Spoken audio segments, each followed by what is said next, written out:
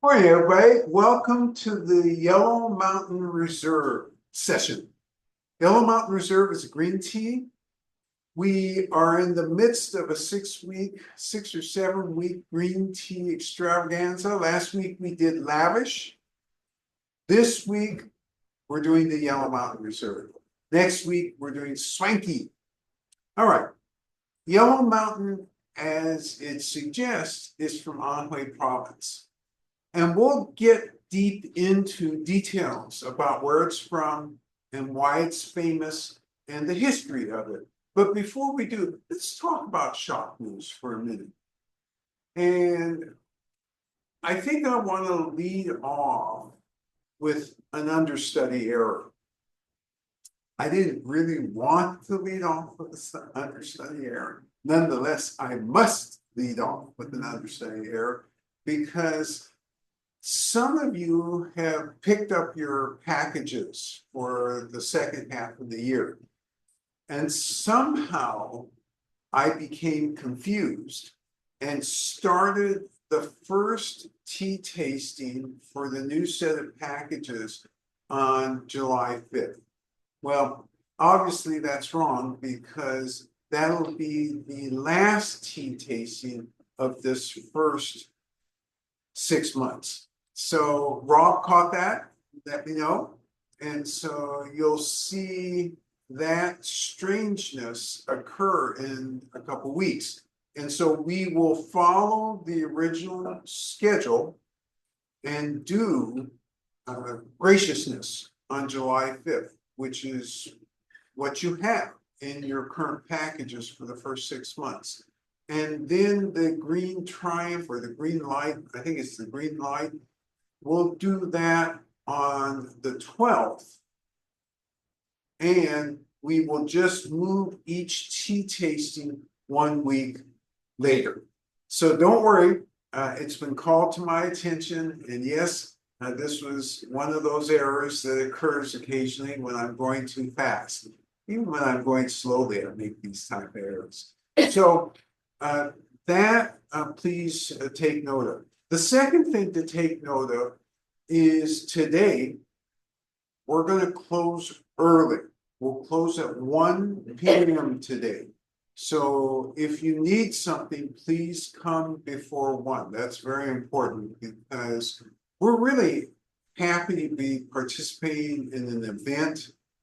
This is a marriage, one of our first customers in the shop, and that's Travis. And so we'll be participating in that event later today. And hence, that's why we need to close at 1 today. We'll be open as normal tomorrow and shouldn't have any other deviations in schedule for the next few weeks.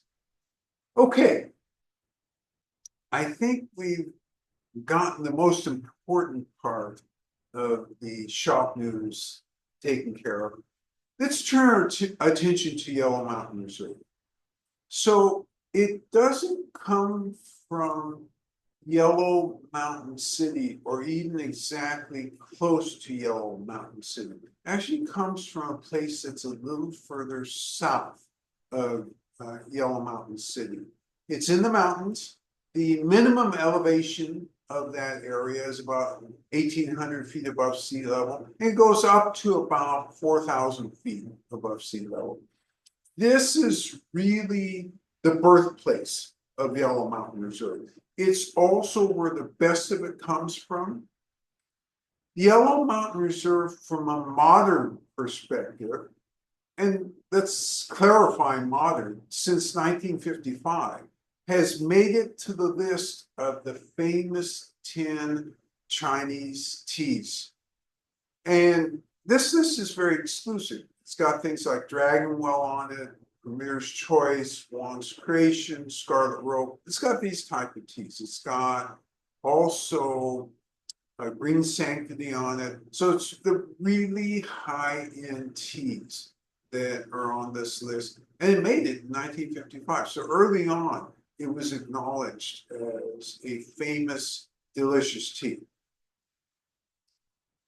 So there's lots of ways to go about talking about Yellow Mountain Reserve, but I'm going to interweave how we talk about it with how we got to be embedded in the hometown of Yellow Mountain Reserve, because this is very important. Lots of people outside of China do tea, but they do it in a way which they're unable to get this level of tea. And so the question always comes up, what, are you guys just always lucky? Do you always roll 20 every time you roll a 20-sided dice? I wish that were true. Turns out it's not. Turns out that luck many times is a result of hard work and knowing how to do things. So the knowing how to do things is very important, because you got all these interesting pictures that I sent out yesterday. We had about 7 or 8 movies, not movies, but videos we wanted to send out yesterday, but they're too big for some of your emails, so we opted not to do that. What we'll try and do is put those videos up for about a week on YouTube. But I have to figure out, along with our glorious producer, how to do that. And then you'll have access for a brief time. And what they'll show is many scenes from the ancient house. And so I'll have to explain this a little bit. So let's start history, and then we'll come back and interweave how come we're involved in this, and we'll go from there. So when should we start this history? Well, we can start and go back with the history of green tea. Oh, wait a minute. You already know the history of green tea. So I guess I don't need to start there. How about 1875? That feels like a good year. Why was 1875 a good year? Because there was this gentleman who started a tea house in a local area not far from where this tea is grown. And his name was Xie, that's his surname. And this was instrumental in history making, although nobody at the time knew it. This guy had been born in 1838, and he'd been born into a very wealthy family. But because China at that time, certain parts of China, think about 1838 up to 1875, you have the Opium Wars in there, the Taiping Rebellion in there. So you have confusion and war and difficulty in many places. And so at one point, this gentleman's family was chased out of the area where they were making money, and he hid away in a tiny village very close to where he eventually opened up a tea shop. But he had learned the skills of how to be a merchant. So once order got restored, once things were easier to do in that area, that's when he thought of, because he looked at many avenues of doing business, and tea was one of those avenues. And so the result is in 1875, he opens his tea shop. So let's think about what that means. You open a tea shop. Well, it's different than opening a tea shop in Montclair. And the main difference is usually the people who open tea shops were one of 2 categories. One, they could be a former official who worked somewhere where tea was the main business, and therefore they moved to an area and had those skills and opened a tea shop. But no matter what, whether it was that or a farmer who thought, okay, I'm tired of doing just farming, I also want to be in the downstream of doing the selling and doing the marketing. All of that needs connection to supply, right? So since his family had some members already doing tea business, what he did pre-1875 was get everybody together and say, we're going into the tea business. And so he opened this tea shop. So the tea shop was really a front for Yellow Mountain Reserve. That's really what it was. It wasn't like this where, oh, you come in, you get Scarlet Robe, you get Compassion, or you get Junshan Needle. No, that's not what his tea shop had. It is more reminiscent of what many tea shops have evolved into today. They sell very, very locally.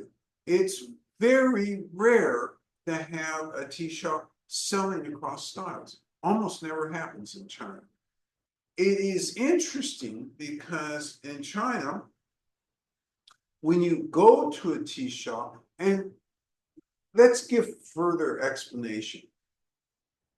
I'm really talking about a tea shop that's selling leaves to the public. They're not really the type of tea shop where you sit and enjoy a cup of tea. Although, as it turns out, in the sales process in China, it's important to be able to enjoy a small cup of tea with the owners, because that's part of how the wholesale is made. And so usually you have 3 or 4 tables in the tea shop. If the owner is busy, one of the assistants will help out, or else the owner will go from table to table and conduct business and be social. So it's very, very different than this type of tea shop where everything's combined. The way that combination occurs in China is as follows. Usually, the farmers slash sellers slash producers all gather together, representing their small subset of the entire tea market in a large building. And so they rent a room or a couple rooms in a large building, and then beside them, there's another style and another set of producers or farmers that are selling. And this is, and it's usually not the farmers. It really is either farmers' children or people who are friends of the farmers, but it's very rarely, unless the tea shop is located on their land, which we've seen that model as well. Generally speaking, and in that case, by the way, usually you have people from the village running. So all sorts of different models. But you go to these buildings, especially in urban centers, and they're 4 or 5 stories. They probably have 100 different shops in those 4 or 5 stories. And that's how you're able to touch different varietals in close proximity. So it's a little different.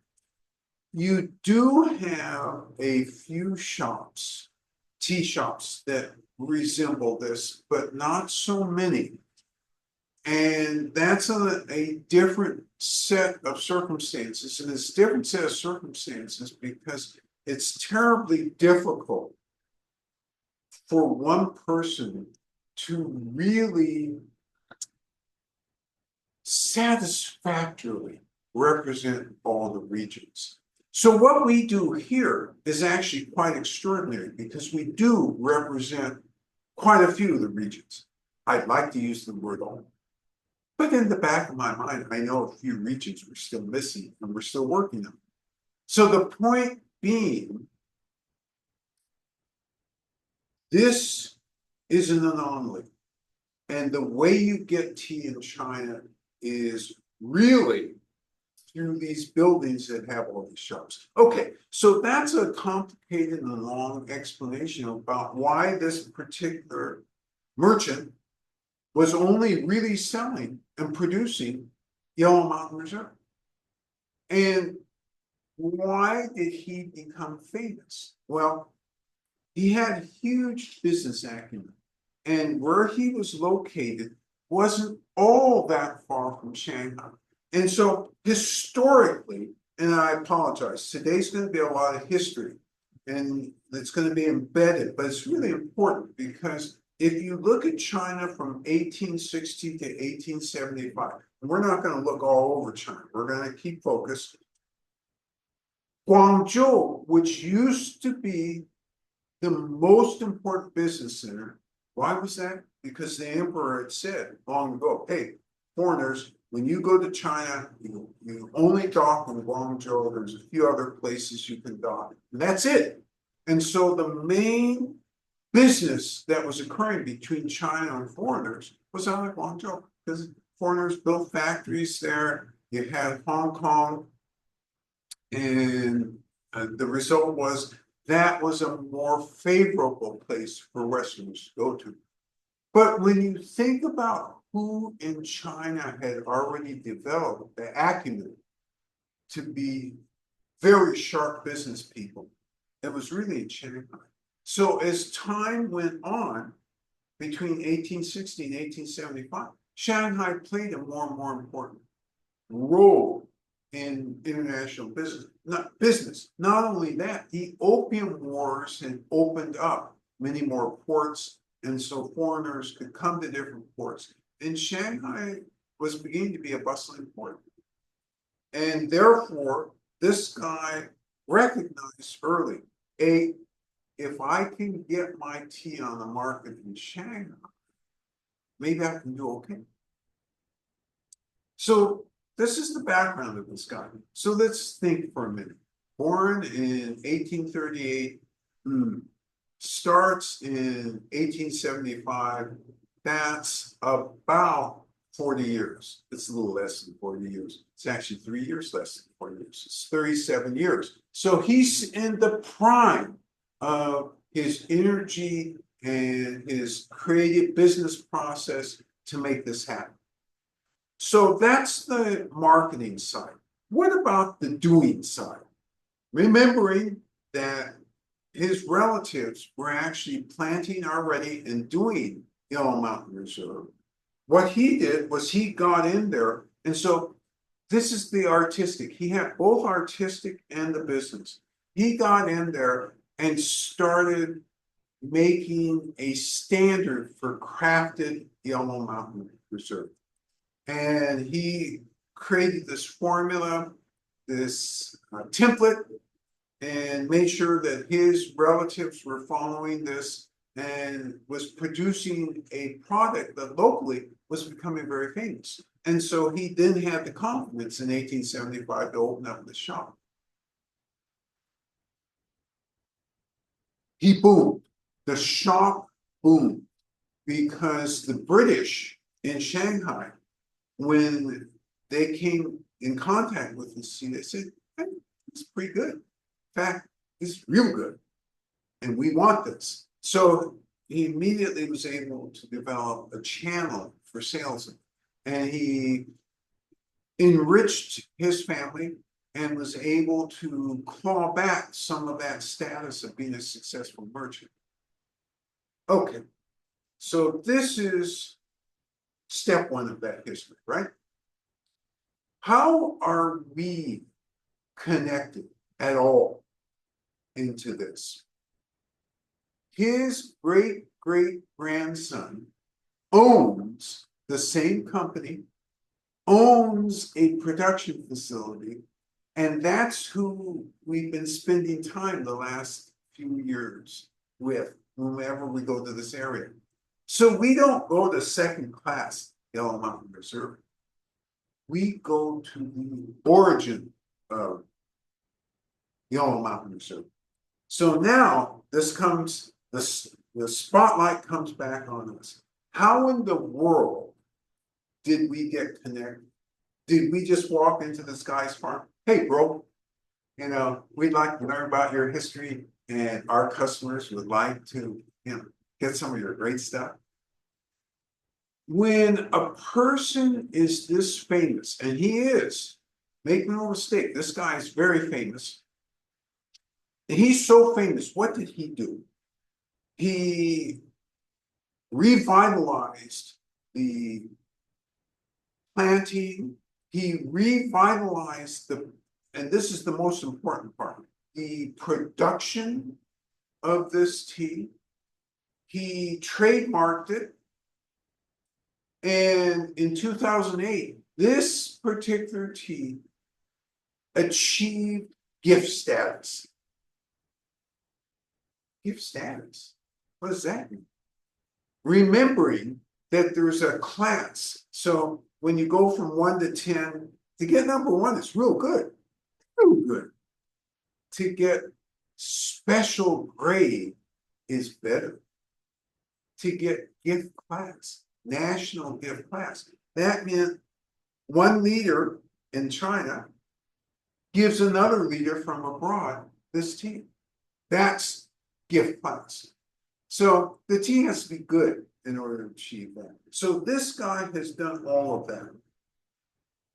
So in addition to doing all these things, through all of these successes, he's recognized as, in quotes, an intangible resource, an intangible cultural resource. And remember, we've talked about this before. When you reach that status, what happens? You get a posse. I love, at some point, I'm always wishing that I get intangible cultural recognition. Then I have my posse. I walk around. I need that. And, 10 people run and do that. So this is what this guy had. So you don't just go walking into his residence or farm and say, can I have some of this tea? No, that works through our connection with the government. At the very local level, we are connected with the government. Last year, we spent time during spring pick, and spring pick is usually a little before the end of March. And the government was planning this big old ceremony. And they said, oh, and by the way, how would you like to go and meet this guy and hang out with him? Because they knew our history, and they knew as we were coming in, oh, these guys are famous enough in China to go hang out with a really famous dude. And so they took us over. Oh, they did better than that. They arranged for us to go to his ancestral home. And so his ancestral home is this museum in this little podunk town that you could search for 1,000 years and not find. It's buried deep in the mountains. But when you go in this place, it's got all these old pictures from the 1870s, 1880s of the guy's ancestors, the process, what the place looked like.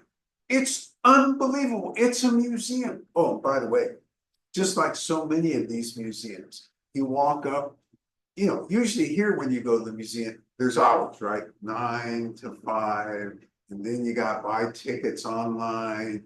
There's the whole rigmarole, right? You can become a member, a lifetime subscriber, whatever, right? There, the museum is locked. The local top official walks with you there and pulls out the key, and then you walk through this museum. And it's a whole courtyard of where the family used to live. You walk up these stairs, and in my case, you had to duck way down because obviously these guys were short at that time. And there's the women's quarters, there's production quarters, there's obviously the head guy's a place where he can do stuff there, calculate stuff. It was amazing. And so we went and had lunch with everybody except the great-great-grandson. And had this nice lunch a couple doors down. And then the officials said to us, oh, would you like to go see the great-great-grandson? He'd like to see you at his production facility. It's like, oh my God, of course we'd like to go see him. And so that's where we met this 85-year-old guy who didn't look a day over 65. Energy, excitement. Oh, and a posse. I keep going back to that posse because I want one of those. And he walked us through the factory, answered question after question. And we really hit it off with him. Unlike the guy at Junshan Neil. We loved the guy at Junshan Neil. We really did. And he actually spent more time than he had scheduled to spend with us. And it was good. But we didn't have the really close connection that we developed with this guy. This guy was more folksy and homey, but he knew his stuff. And so we asked him whether we could come and visit him this year. And we did. And again, went through more information. Just like with you, with us, when we go through these sessions, you learn stuff. And each session, even though I may repeat something, not very often, but occasionally that happens, understudy error, you learn stuff and you learn more stuff.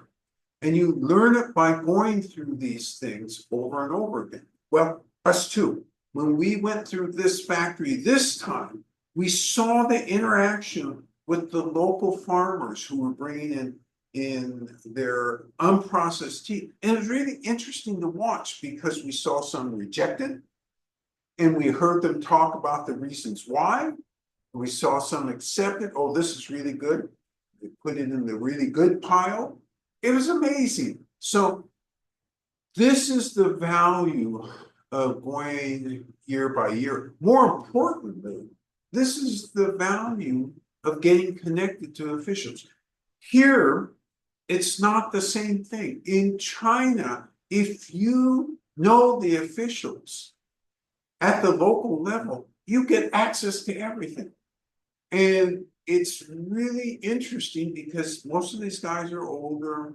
So you talk to them about the old days and so forth, and you build that bridge. And when you build that bridge, you do what we did this year. We go back and visit. In fact, they offered us a chance through invitation, by invitation, to be there and participate in the spring picnic. As most of you know, sadly, global warming foiled everybody's plans because it snowed late. It was very cold late. And all the days we were there waiting, no buds on the bushes. So no spring pick this year at that time. Now, you get a later spring pick that's after Qingmingjie. So Qingmingjie is usually April 4th or April 5th. You know, that's the sweeping the graves day. And so this year it happened after. Is the taste result of post-Qingming the same as pre-Qingming? No, it's not. It's not as fragrant and delicate as it is pre-Qingming. Post-Qingming, it's a little heavier flavor. It's a great flavor, but it's different. And that's why when they're doing this stuff, they're aiming always for that pre-Qingming gin.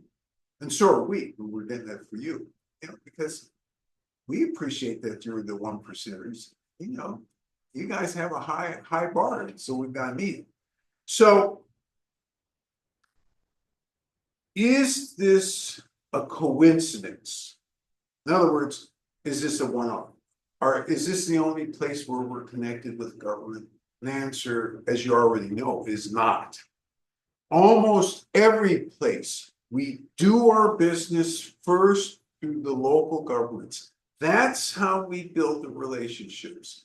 The Wuyi Mountains was an exception. We built that relationship first through the farmers themselves, and then back around, we swung through the government.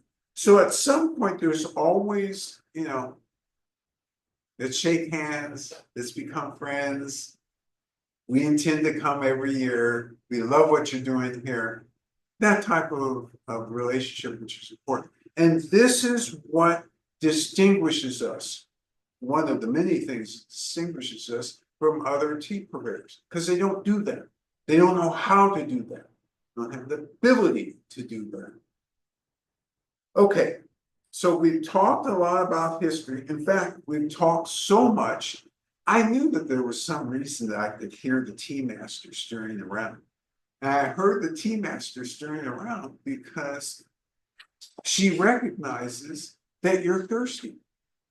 So it's time for our commercial break, and I'll see you in 15 seconds.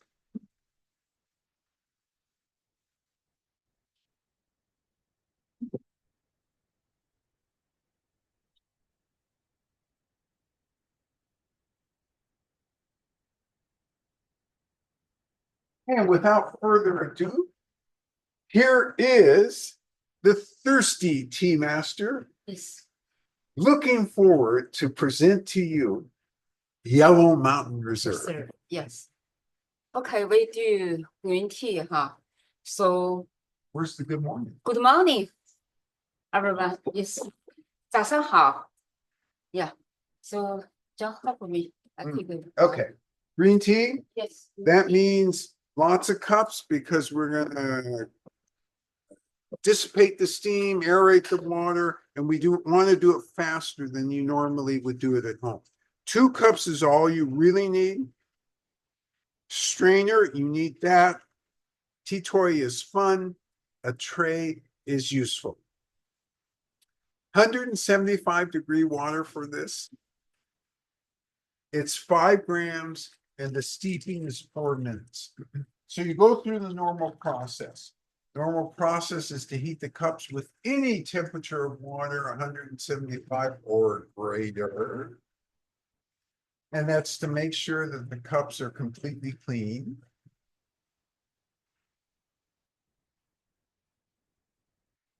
No leftover residues, unexpected. Ah.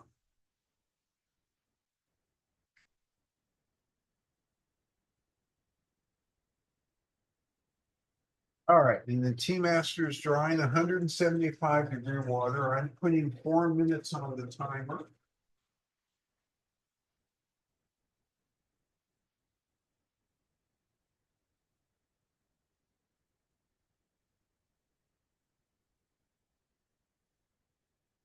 And you'll see her go through the process of aerating the water, dissipating steam. Looks like she's playing with the water, but she's not. She's got a purpose.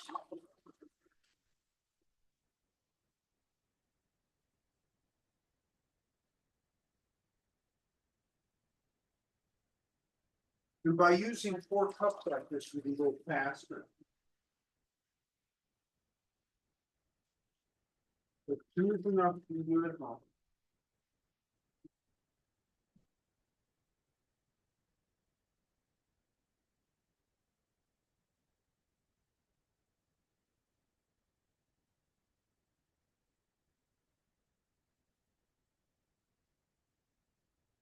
It's her rhythm.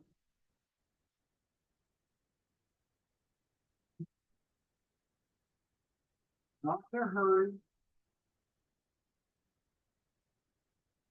Attention to detail. She's getting the trays which have the Yellow Mountain Reserve on it. And by the way, in Chinese literature, when they talk about this tea, they talk about sometimes a sparrow. Or they'll say flag and spear tea. What that represents is you usually have 1 bud and 1 leaf. So the bud is that spear, the leaf is like the flag. Sparrow tongue represents how after it's finished rolling, the bud looks just like a little tongue that a sparrow might have. No, she pours the water on the side. Again, not in a hurry. 4 minutes. 4 minutes. And she puts water in the reception, the cup that is going to receive the tea to make sure it's heated and also clean. All right, so this is beautiful. You'll see that the leaves hang on top. Every tea is a little different. So how is this made? Well, it's not dissimilar from any other green tea, although the trick and the difference is in the details as well as the varietal, right? So the big steps that are always common is you pick, wither slightly, you heat, and in this case, usually fried, pre-Sung Dynasty, pre-1100, it was usually steamed, post-1100, usually fried. Same objective. Take the enzyme which causes oxidation, denature it. Really simple, straightforward. You do that, then while you're doing it, you have a choice. You can shape at that time, or you can cool it slightly and then shape at that time. In their case, they cool it slightly and shape afterwards. Are they done? No, they're not done, because you have to make sure that there's enough moisture out of the tea leaves. In the absence of enough moisture out of the tea leaves, you will not get them through Chinese customs to go anywhere in the world. Won't happen, because they don't want returns. They don't want returns because of moldy tea leaves. And they don't want a black eye from a tea reputation of sending out stuff that develops mold. So it's got to be down below 5%. So they do that. And in between, are there other steps? There are. And there are craft steps. And at this level, they will not show you ordinarily the deep in the system handcrafted steps. Yes. What were the names again for the leaf bud pick? Was it sparrow and tongue? No, sparrow's tongue was one of the names. Spear and flag was the other name. So why is it that they don't show you each of the craft steps? Because actually, it's just like if we walked into a Boeing plant, for example. They're putting together a rocket or a plane. They're going to show you the big picture, but the secret stuff, the IP stuff, they're not going to show you. They have no interest in revealing the deep secrets, especially at a farm like this.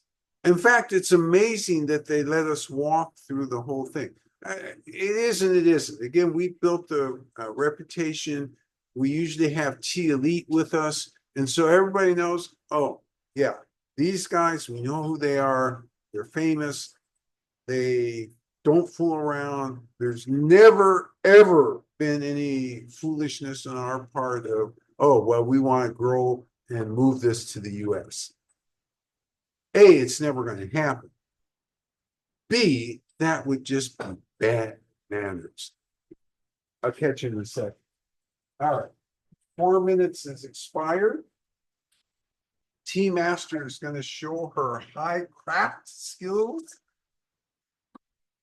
And she's going to separate in a rhythmic way the tea leaves from the tea.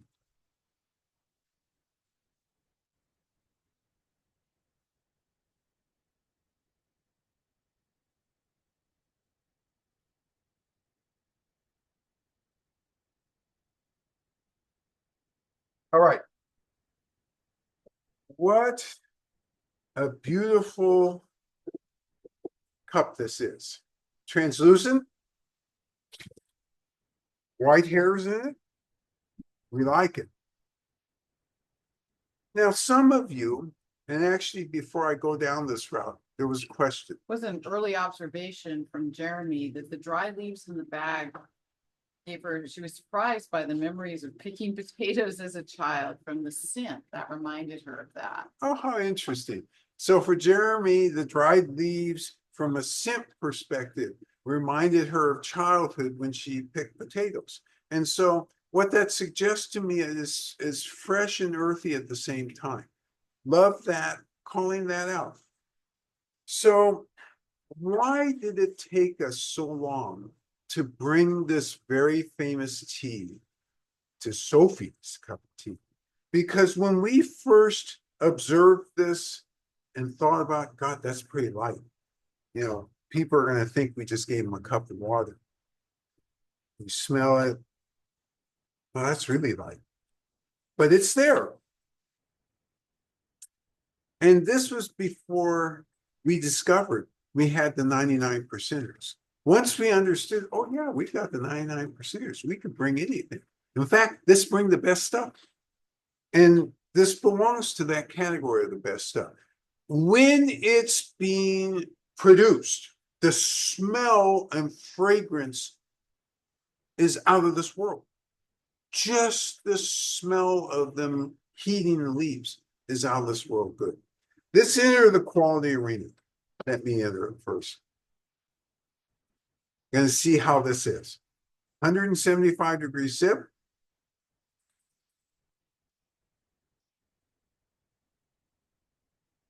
Astringency. Yep, there it is. I see it. Actually, I taste it. Ooh, aftertaste. Oh, I taste that. Interjects, I don't know yet. Sip number 2. I'm going to verify what I just had. I'm going to then focus on fragrance or aroma and actual taste.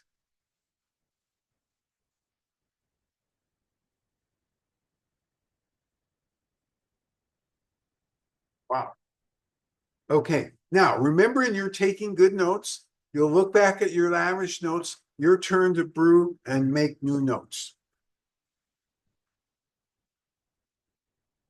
Setting your timer for 4 minutes, making sure you have 175-degree water available.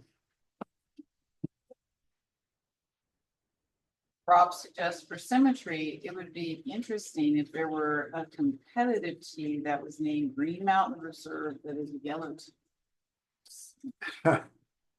That's funny. Yeah, you know, both the boss and I love your creativity, all of your creativities, because over the years, you've all suggested names, you've suggested ways of thinking about the team, and it always pushes us to do better. And even occasionally, you'll find one of your names used. That happens too.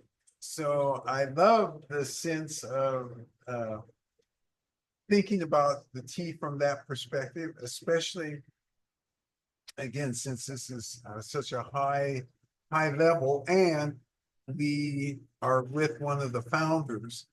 And so the symmetry would really make sense because we spent time with one of the founders or the lineages of the yellow tea as well. So good thought. Good thought.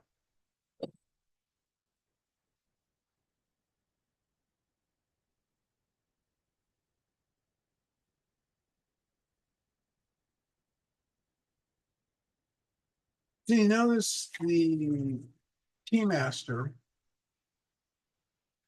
just lots of steady movements. And the tea master, it's not mechanical with her.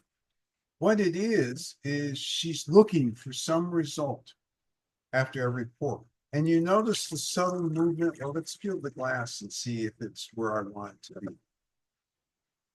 That's called experience. And you all have that experience. And by the way, while I'm thinking about it, your packages are ready.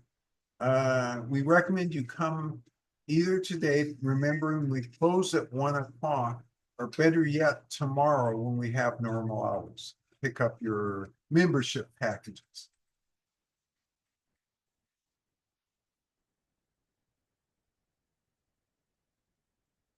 All right, she cooled down the water and poured it back into the kettle, which has a spout, so she can control how she pours it.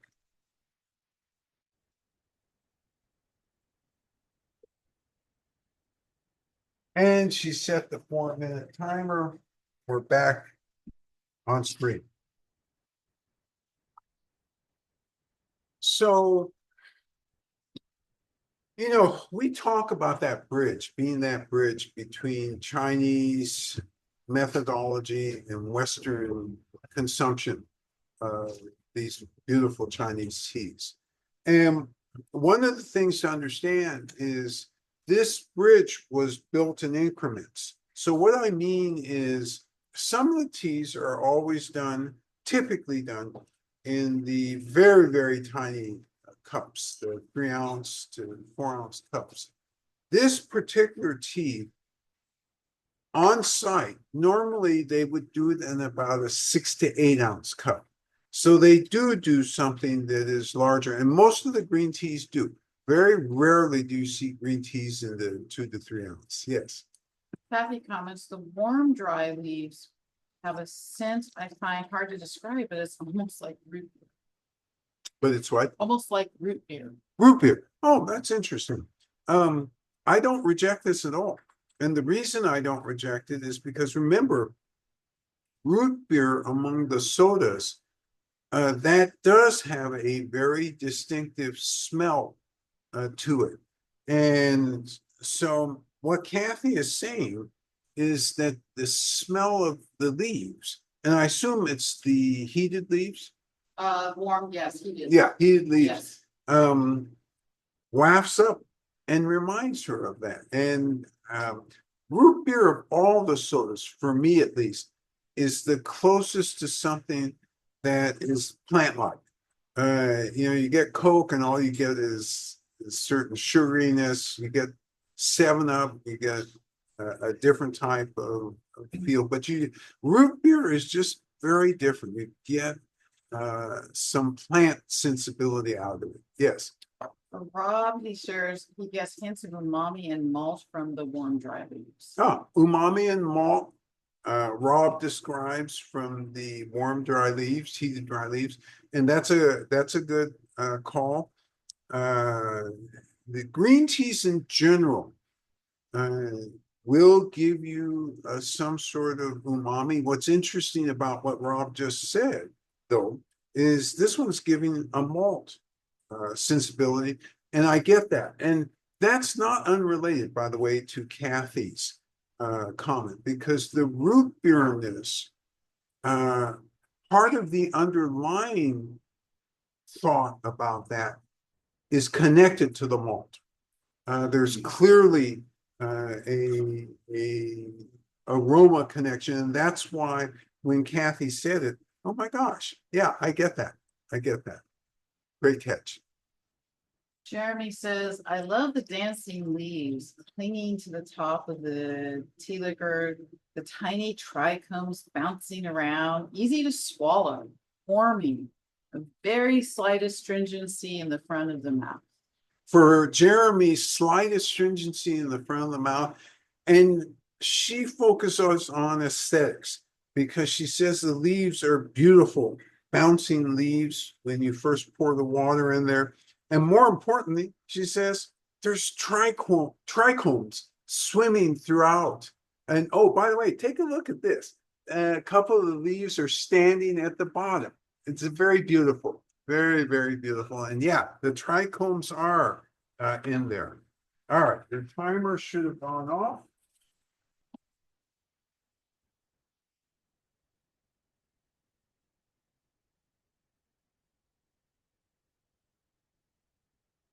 We're separating the leaves from the tea water.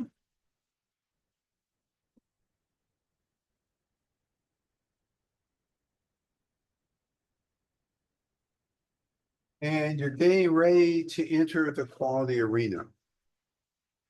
This is a beautiful color.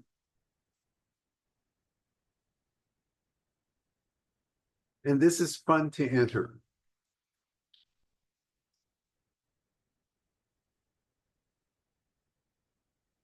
Because there's more going on than one expects with this. Rob shares, the steep leaves have a hint of plurality. The tea water has hints of cider. However, Sue came by and says that to her it has hints of cherry chocolate. So we've got floralness, cider, cherry and chocolate from Rob and Sue. So what this tells you is that there's a tremendous amount of different flavors, even though it seems very light. There's a lot going on with this, and you're immediately grokking. It is not just a single note tea. And let's go back again to the root beer, because I so enjoy that, because again, with Rob and Sue at chocolate, cherry, floral, that's all connected. There is a line through all of your comments. Yes. Jen shares, she gets the scent of the corn silk, of fresh straw and dandelions on the tea water. And then the tastes are of warm, sweet corn. Note the sweetness is super mild, but still not field corn. Light leafy greens, like baby spinach. The longer it sits in the cup, the more astringency appears. Energetics are a steady trend upwards, present, but not aggressive. Love this comment. So there's a lot going on with this comment. The bulk of it, though, focuses on various young, tender vegetables that, such as dandelion, such as corn silk, with a fresh straw, Like, a slight sweetness. In addition, all of these occurring, baby spinach. It is. So let's go back to Rob's original comment. Umami. You said umami. umami and malt in the That's right. scent, Umami and malt. and then for him, the tea water has hints of cider. Yes, with a hint of cider, the tea water. So you're, with Jen's comment and Rob's comment, you're covering a whole range of something vegetal, but you're not using the term vegetal because there's a sweetness to it. And because there's kind of a corn underlying flavor. It's not so obvious that you would say, unlike Vale, popcorn, that's very obvious. Here it is not. Here it is truly hints of it floating around, making it hard to identify precisely what it is, because so many of these flavors are floating around with each other. And by the way, science confirms that you are not imaginative. You are not making up stuff. They say with the Yellow Mountain Reserve that there are a tremendous number of subtle flavors that they're able to detect through scientific analysis. So, wow, you guys are doing a great job this morning. Yes. Peter shares, I find this soft but thick. Frothy comes to mind. It's got a strong energy that doesn't do the work for me, but I feel an expectation that I need to step up and meet it. So Peter's comment really captures something we haven't talked about yet. Thick and brothy. Love these two descriptors because the Chinese would use the word thick for this. As light as it looks, it's thick. And the brothy points back to all of you who are talking about some sort of vegetality. And again, I'm using vegetality. You've used the more exact words. And I like your words because it's young, fresh vegetables that have sweetness to them, hints of sweetness. And so Peter has put that into a framework. Thick and brothy. There was something else he said. On energetics, he's getting That's strong energy, but he said it's interesting that it doesn't do the work for him, but he feels an expectation that he needs to step up and meet it. That's a great comment. So there are definitely energetics, and Peter's thought is, yeah, I sense it. and I gotta go meet it because it's not just presented on a platter to me. This I have to work for. And actually, think about this a minute. All of you this morning had to work for this a little bit. This isn't something that if you had not been present, you wouldn't have captured this full range. The fact that we spend this time together, present together, is why you capture this and why you're capturing it so closely to what the Chinese in the industry. Because when we're together in the industry, we drink this way very, very thoughtfully.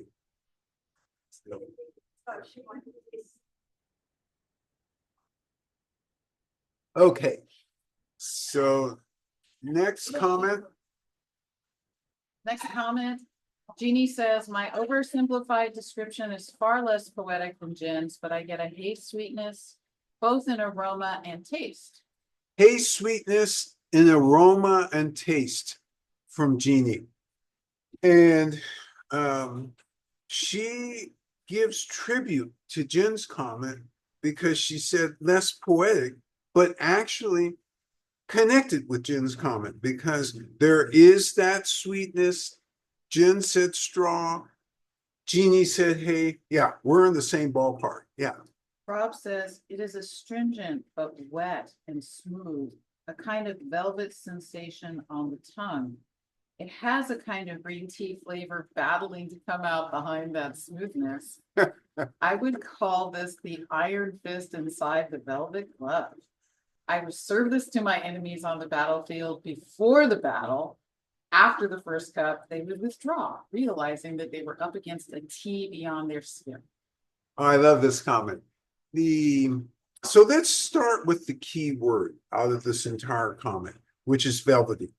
There is no question, and this ties back to Peter's thick and brothy, and Rob says that velvet clothes or encloses iron.